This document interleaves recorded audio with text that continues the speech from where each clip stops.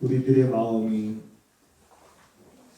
하나님께로 온전히 향하여지기를 원합니다. 하나님의 세미한 음성을 듣게 하시고 말씀을 듣는 가운데 하나님 또한 우리의 눈을 열어서 천국을 보게 하시니 무엇보다도 하나님의 말씀이 우리 안에 깊숙이 스며들어서 그 말씀이 우리에게 힘과 능력이 되게 하시므로 우리가 세상을 살아갈 때에 세상에서 하나님의 자녀로서의 부끄럽지 않는 삶을 살아갈 수 있게 하옵시며 하나님의 은혜가 내게 헛되지 아니하였음을 우리가 또한 간증하며 살아갈 수 있는 성도들이 되기를 원합니다. 말씀을 듣고 깨닫지 못하는 일이 없도록 성령님께서 도우시기를 간절히 원하옵고 예수님의 이름으로 기도하옵나이다. 아멘. 예수께서 베다니 문둥이 시몬의 집에서 식사하실 때에 한 여자가 매우 값진 향유 곧 순전한 나드 한 옥합을 가지고 와서 그 옥합을 깨뜨리고 예수의 머리에 부으니 어떤 사람들이 분하여 서로 말하되 무슨 의사로 이 향유를 허비하였는가? 이 향유를 300데나리온 이상에 팔아 가난한 자들에게 줄 수 있었겠도다 하며 그 여자를 책망하는지라. 예수께서 가라사대 가만두어라. 너희가 어찌하여 저를 괴롭게 하느냐? 저가 내게 좋은 일을 하였느니라. 가난한 자들은 항상 너희와 함께 있으니 아무 때라도 원하는 대로 도울 수 있거니와 나는 너희와 항상 함께 있지 아니하리라. 저가 힘을 다하여 내 몸에 향유를 부어 내 장사를 미리 준비하였느니라. 내가 진실로 너희에게 이르노니 온 천하에 어디서든지 복음이 전파되는 곳에는 이 여자의 행한 일도 말하여 저를 기념하리라 하시니라. 아멘. 예수 그리스도의 생애는 33년 33살. 그래서 예수님의 사적인 삶이 있었고 공적인 삶이 있다라고 말씀을 드렸습니다. 예수님이 태어나서부터 30살까지는 예수님의 사적인 삶을 사셨습니다. 요셉의 아들로서 그 가정에서 30세까지 그리고 30세에 이제 세례 요한으로부터 세례를 받으시고 예수님의 공적인 삶이 시작이 됐습니다. 예수님의 공적인 삶이라고 하는 것은 우리가 잘 아는 것처럼 하나님이 세상을 이처럼 사랑하사 독생자를 주셨다는 말은 독생자를 보내셨으니 그래서 그 독생자를 믿는 자마다 멸망치 않고 영생을 얻게 하려 하십니다. 독생자를 믿는다는 것은 아버지가 예수를 세상에 보내셨고 보내실 때 주신 임무가 있는 거예요. 그래서 보내실 때 주셨던 그 임무를 예수님께서 십자가에서 다 이루신 겁니다. 그래서 다 이루셨다라고 하는 것을 믿는 자마다 멸망치 않고 영생을 얻는다라고 성경은 말하고 있습니다.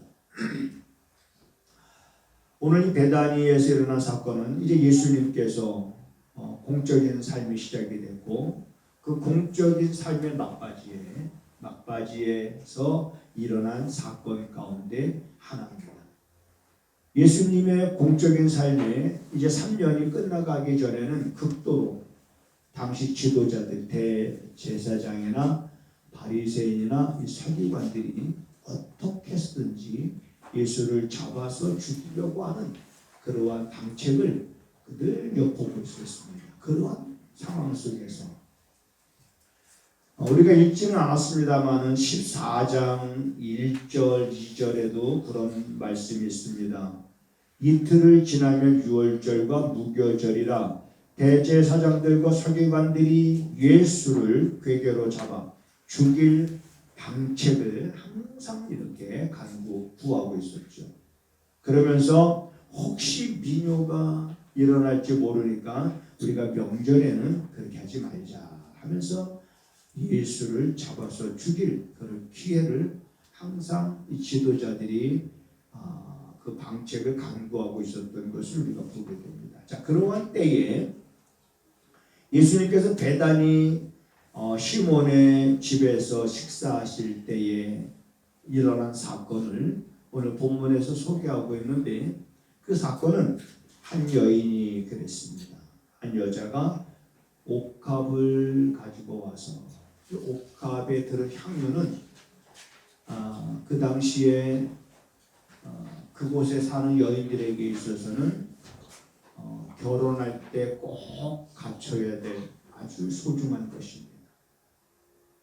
그런데 그 옥합을 떼어서 예수님의 머리에 부었다. 이와 똑같은 사건이 요한복음 12장에 기록이 되어 있는데 여기서는 그 여인을 누구라고 말하고 있냐면 나사로의 누이 마리아로 소개하고 있습니다. 그래서 그 옥합을 깨뜨려서 예수님 머리에 붓고 그 여인이 자기의 머릿결로 예수님의 또 발을 닦는 것까지 요한복음에서는 묘사가 되고 있습니다. 자, 이 사건을 두고 이제 바라보는 사람들이 어떻게 바라보는가? 오늘 우리는 어떻게 이 사건을 바라볼 것인가? 그때 당시에 그러한 여인이 옥합을 깨서 예수님 머리에 붓는 것을 그 장면을 본 사람들은 어떤 반응을 보였는가? 그 가운데 오늘 본문에서는 기록이 되어 있지 않지만 본문에서는 어떤 사람들이 분을 냈다. 어떤 사람이라고 말하고 있지만 사실은 요한복음 12장에 가서 보면 사실 가롯 유다입니다.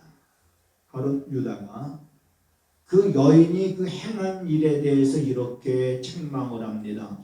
화를 내면서 어찌하여 이걸 이렇게 허비하느냐. 이걸 이렇게 허비하느냐. 허비하는 거로 봤습니다. 차라리 그렇게 허비할 것 같으면 그걸 팔아서 가난한 자들에게 나눠주는 것이 더 뜻깊고 의미 있는 일이 아니겠느냐. 근데 이걸 어찌 이렇게 허비하느냐. 그러면서 그 여인을 책망합니다.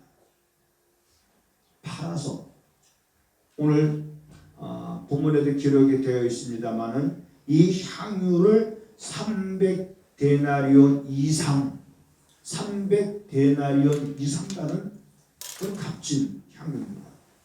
그걸 팔아서 가난한 자들에게 줄 수 있었겠도다 하면서 그 여자를 책망했다. 여러분 300데나리온이라고 했으니 데나리온이라는 것은 노동자 하루의 품삯입니다. 노동자 하루의 품삯이 한 데나리온이에요. 그러면 300데나리온이라고 하는 것은 노동자가 며칠 일한 거예요? 300일 동안 일해야 벌 수 있는, 살 수 있는 그 정도의 가치. 오늘 우리 시세로 말한다 그러면 요즘에 노동자 하루 품삯이 얼마입니까? 그냥 노가다 이렇게 나가면 하루 얼마 받아요? 얼마요? 15만 원 정도. 네, 15만 원. 그래요. 그러면 이태희 숫자는 빨리 계산해봐요. 300일 얼마예요? 15만 원, 하루 15만 원이야. 그 300일이야. 그럼 얼마야? 우리 이정일 시스템이 계산이 빠르네. 4,500만 원. 여러분 놀랍지도 않아요. 네? 아니 4천 시가로 따져서 4,500만 원 정도 나가는 이 값비싼 향유를 이 여인은 그걸 깨서 예수님 머리에 붓고 자기의 머리카락으로 예수님의 발을 닦는 이런 일을 행했습니다. 그런데 그걸 가룟 유다는 허비하는 것으로 봤어요. 후에 허비하는 것으로 봤던 가룟 유다는 예수님을 은 30에 팔아서 팔고, 그 가룟 유다가 이렇게 책망을 합니다. 예수님께서 그걸 보시고 왜 이 여자를 이렇게 괴롭게 하느냐 그렇게 말씀하시면서, 이 여인이 내 몸에 향유를 부어 내 장사를 미리 준비하였느니라. 곧 예수님의 죽음이 곧 임박했는데 그 임박한 예수님의 죽음을 미리 장사하였다라고 예수님이 말씀하십니다. 그러면서 내가 진실로 너에게 이르노니 온 천하에 어디서든지 복음이 전파되는 곳에는 이 여자의 행한 일도 말해라. 이 행한 일도 말해서 저를 기념하리라. 이렇게 예수님이 말씀하셨습니다. 여러분, 기념이라는 말은 무슨 말입니까? 기념. 여러분들은 혹시 살면서 여러분 일생에 잊을 수 없는 어떤 그런 기념일을 지키면서 혹시 사는 기념일 있습니까? 요즘 젊은이들은 100일 만난 기념일, 지금 우리 65일째 만나고 있다고 그러면서 65일째 만난 기념일, 우리 지금 며칠 만났다면 기념일은. 여러분들에게는 어떤 기념일이 있습니까? 정말 기념할 만한 어떤 일이 있습니까? 그래, 이 교회 다니는 성도들한테 가끔 이렇게 이야기를 하면서 그 기념일에 대해서 우린 결혼 기념일. 여러분, 결혼 기념일 그냥 스쳐 지나가면은 섭섭해요? 섭섭하지 않아요? 우리 혹시 조선영 권사님은 결혼 기념일을 정권사님 그냥 스쳐 지나갔어. 그러면 마음이 어떨까? 그런 거 상관없지? 그런 거 상관없지. 근데 왜 꼭 결혼 기념일 되면 꼭 남자가 선물해 줘야 돼요? 여자가 남자 선물해 주면 안 되는 건가? 우리도 꼭 결혼 기념일 되면 내가 꼭 해야 돼. 어느 순간부터 왜 그거 나만 하는 거지? 이런 생각을 갖긴 합니다만은, 누가 하든지 간에 다 결혼 기념일이 되면 우리가 벌써 결혼한 지 40년 됐네. 그래서 결혼 기념일 여행 사람들이 많이 이런 거 기념일을 챙기잖아요. 그게 나쁘다고 얘기하는 건 아닌데, 그러면 당신이 세례를 받을 때 세례 받은 날은 기념일이 아니냐? 자기가 세례 받은 날을 기념일로 여기는 사람들이 그렇게 많지 않아요. 자기가 교회의 집사로 임명받은 날을 기념일로 여기는 사람들이 그렇게 많지 않아요. 자기가 교회의 권사로 임명받은 그날, 하나님의 사람으로서 이제는 하나님의 일을 하라고 하나님이 나한테 직분을 맡기신 날을, 그걸 나의 일생에 잊지 못할 기념일로 여기는 사람들이 많지 않습니다. 저도 이 설교를 준비하면서 목사 안수를 받은 날이 정말 기념일이잖아요. 목사 안수 받은. 이 목사 안수 받기 위해서 우리 감리교는 목사 안수를 받으려면 1년에 한 번씩 시험을 봐야 되는데요. 시험 과목이 한 과목만 있는 게 아니에요. 여러 과목이 있습니다. 그 가운데서 제일 어려운 과목이 성경 과목이에요. 다른 점수 다 좋아도 성경 과목이 누락이 되어지면은 진급에서 누락이 됩니다. 그래서 1차 보고 떨어지면 2차 보고 떨어지면 3차 봐야 됩니다. 그리고 교단에서 주제를 줍니다. 교회 행정에 관한 논문을 써와라. 그러면 교회 행정, 그러면 그 행정에 대해 1년에 한 번씩 논문. 쓰는 거라면 쓰겠어요. 근데 쓰고 나면 그 다음에 또 뭐가 있냐면 심사가 있습니다. 앞에 목사님들 방에 들어가면 목사님들이 한 10명이 쫙 앉아있어요. 그리고 거기 딱 들어가서 인사 90도 하고 기독교, 대한감리회, 경기연회, 수원에서 수원 무슨 지역, 무슨 교회, 무슨 구역, 이거 다 이렇게 틀리지 않고, 틀리면 다시 해봐. 이렇게 목사님들이 막 그림이 바짝 쫄아가지고요. 제대로 보고 못하는 사람들도 있죠. 그럼 거기서 조목조목 물어보고 따지고. 이건 이제 과정이에요. 그런데 또 자격심사 방에 또 들어갑니다. 그럼 자격심사 방에 들어가면 별의별 목사님들이 많아요. 이상한 질문들도 많이 하고, 뭐 주기도문을 안 성해보라는 사람도 있고. 근데 모르겠어요. 주기도문 모르겠어요? 근데 까먹은 거야. 그러면 막 이렇게 진급을 3년 동안 1년에 한 번씩 3년 하고 나서 안수받으니 얼마나 여러분, 우리 때는 안수받고서도 1년 더 했습니다. 정회원 될 때까지.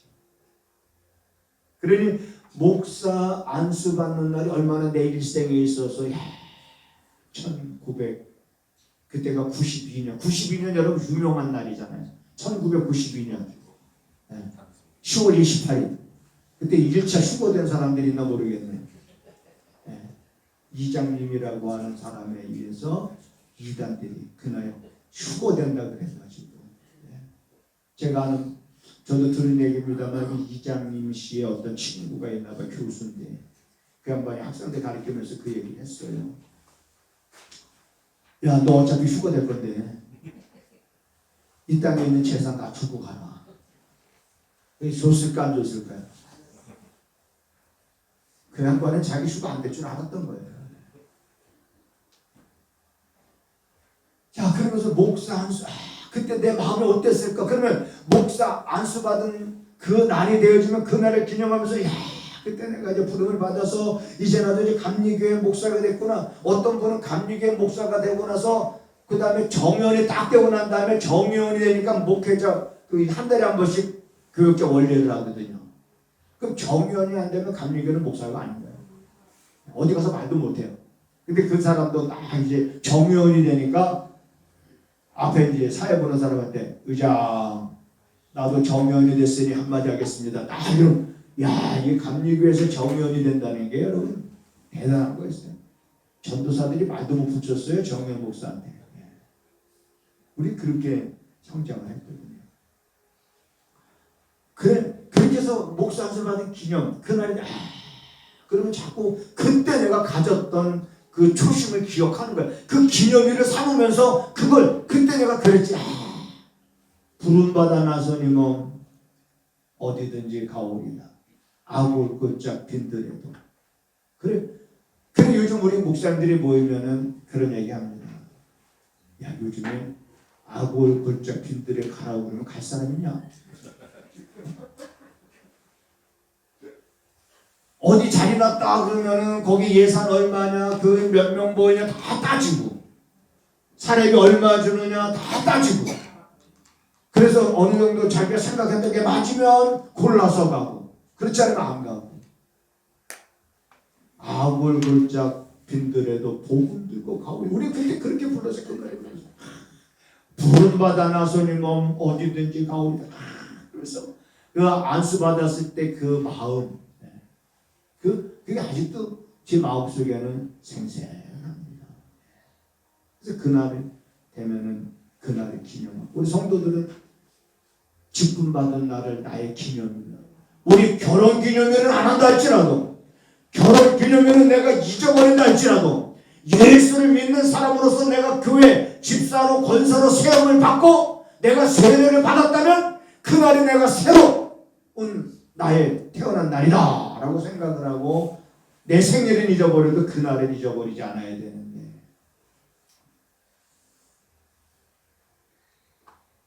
물어보고 싶어도 제가 안 물어보겠습니다.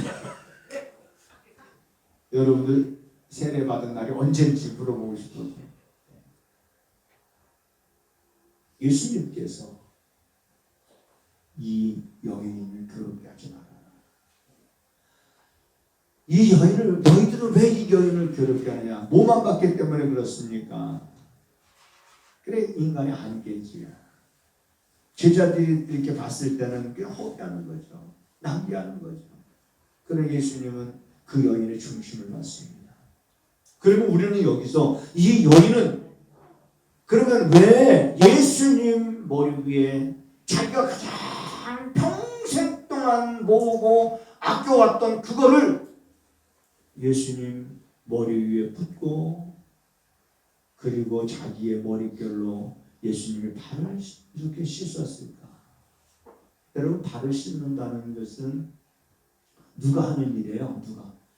여러분, 그때 당시의 상황을 보면은 거기는 우리나라처럼 이런 곳이 아니에요. 바람이 모래가 있고, 그러니까 샌들 같은 거 그러면 항상 먼지가 끼잖아요. 그러면 주인이 들어오면 제일 먼저 뭘 갖다가 대야다가 물을 떠다가 주인의 발을 씻는 것이 그게 하이예요. 종이 하는 거예요. 그럼 이 여인에게 어떤 일이 있었던 것일까? 어떤 일이 있는 것일까? 그래서 이 여인은 자기가 예수님을 향해서 자기가 감사할 수 있는 최고의 감사, 자기가 최선을 다해서 감사하는 그 중심을 예수님이 보신 거죠. 사람들에게 관심 끌려고 그런 거 아니었잖아요.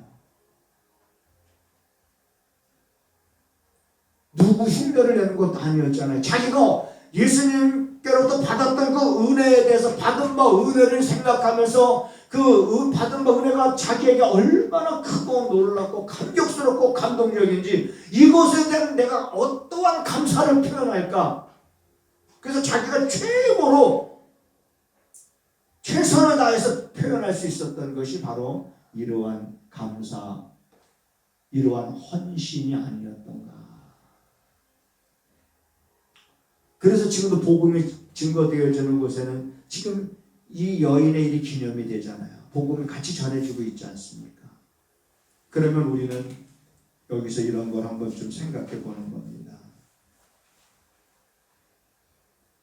최선을 다해서 정말 자기가 할 수 있는 한 최선을 다해서 예수님께 그 감사를 그렇게 표현했던 그 여인의 행위를 지금도 이렇게 우리가 전하면서 우리 자신을 돌아보는 겁니다.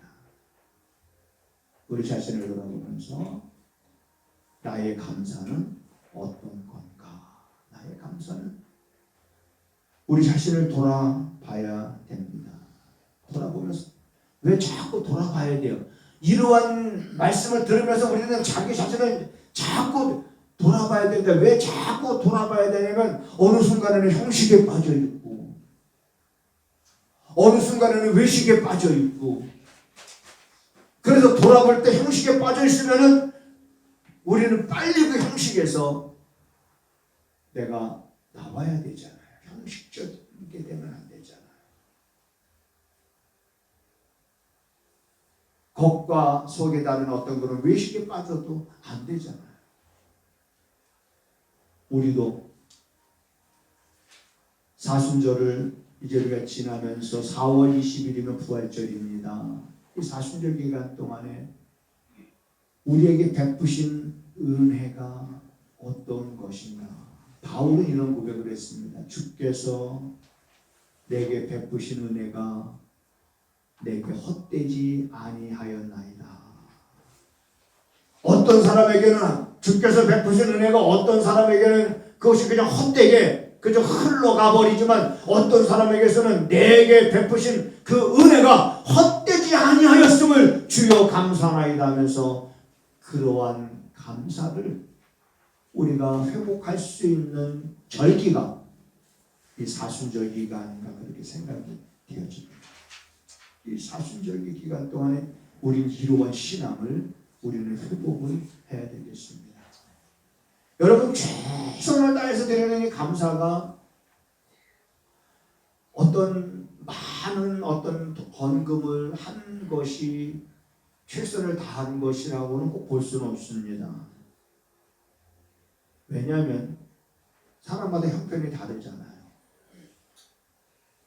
어느 날 예수님께서 많은 사람들이 연보하는 것을 봤습니다. 그 중에 가장 예수님의 눈길을 끈 것은 한 과부의 헌금이에요. 그 과부의 헌금은 왜 예수님의 눈길을 끌었냐면 그 여인은 2렙돈을 냈습니다. 많은 부자들은 좋은 옷을 입고 와서 거기서 많은 연보를 드렸음에도 왜 예수님의 시선을 못 끌었을까?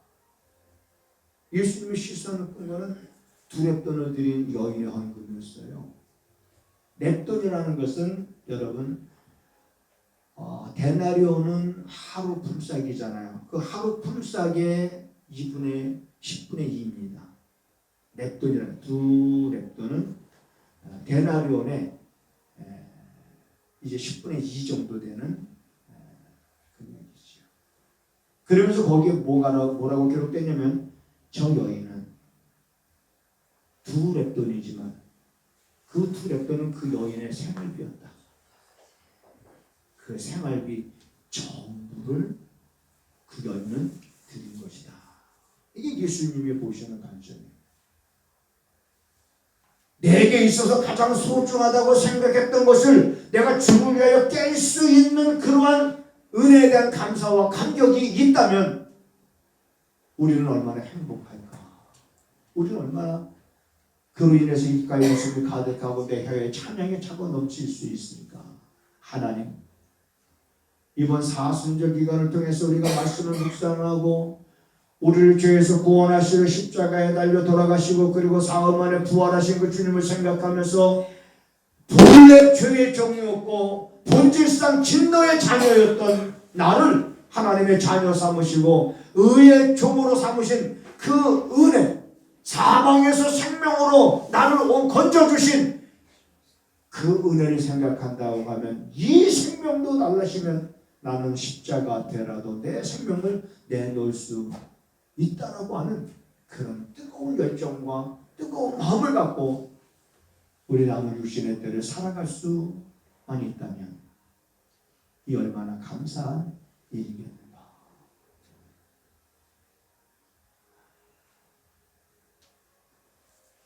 옥합을 깨서 예수님의 머리에 부었던 그 여인의 심정을 헤아리지 못했던 제자들의 모습, 그래서 허비하는 것으로 보고 분을 내고 책망했다면 오늘 우리들은 그 여인의 모습을 직접 보지는 못했지만 말씀을 통해서 간접적으로 우리가 듣지만 그 상황이 우리 머릿속에 이제 그 그림이 그려집니다. 하나님, 그 여인이 정말 중심으로 주님 앞에 자기가 최선의 끌어간 감사를 드렸던 그 모습이 내 모습이 되게 하시옵소서 라고 하는 정말 그런 간절함을 우리가 잃어버리지 말고 더욱더 은혜를 사모하면서 우리 또 남은 그런 사순절기를 잘 지키면서 우리가 또 부활절을 보낼 수 있는 그런 사랑하는 여러분과 제가 됐으면 좋겠습니다. 하나님, 우리들의 마음을 헤아리시옵소서. 우리들의 중심을 살피시옵소서. 어떤 형편과 상황 가운데서도 우리들의 마음이 세상으로 향하지 않고 세상으로 기울지 않고 오직 살아계신 하나님께로 향하게 하셔서 하나님께서 주시는 능력을 힘입어서 우리가 세상을 살아갈 때에 감당치 못할 일들이 없게 하시며 무엇보다도 우리들의 삶에 있어서 우리를 힘들게 하고 우리의 가는 길에 걸림돌이 되어지는 이 모든 것들조차도 하나님 복의 통로가 되어지게 하시옵소서. 사순절 기간 동안 더욱더 하나님의 은혜를 사모하며 우리에게 베푸신 그 사랑과 대속의 은혜가 얼마나 크고 놀라운지 우리 모두가 은혜에 대한 감사와 감격이 우리 마음속 깊은 데서부터 하나님 흘러 넘치도록 주님 도와주시옵소서. 우리에게 베푸신 은혜를 우리가 한순간도 잊어버리지 않는 성도들이 되게 하시고 은혜에 감사하여 늘 하나님 앞에 감사 예물을 드리는 손길이 있습니다. 특별히 하나님 이 나라에 하나님의 나라가 임하기를 하나님 앞에 기도하며 감사 예물을 드리는 이들도 있습니다. 산불로 인해서 신음하고 있는 이들도 있습니다. 주께서 돌아봐 주시고 돕는 자들을 보내주셔서 이 모든 것들이 하나님 뜻을 또한 깨달을 수 있는 시간들이 될 수 있도록 주님 도와주시옵소서. 우리 사랑하는 성도들 마음 흔들리지 않고 변치 아니하며 주님께로 그 발걸음을 힘있게 내딜 수 있는 그런 삶을 살아가게 하옵소서. 지금은 우리 구주 예수 그리스도의 은혜와 우리 아버지 하나님의 무한하신 사랑하심과 성령의 감화 감동 역사 위로 교통하심이 오늘도 사랑하는 성도들의 발걸음과 저들이 또한 서로 행하는 모든 일들과 저들의 가정에 지금부터 영원하기를 간절히 축원하옵나이다. 아멘.